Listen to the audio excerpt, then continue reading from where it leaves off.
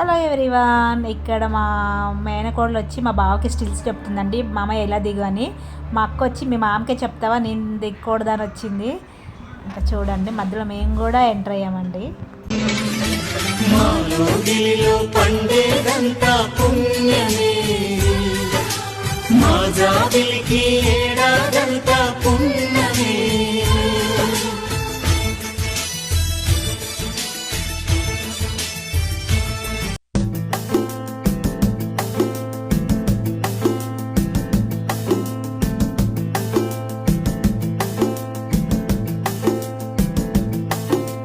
నిలవదే మది నిలవదే సిరి సొగసును చూసి, ఉలకదే మరి పలకదే తొలి వలపున తడిసి, దేవదాసే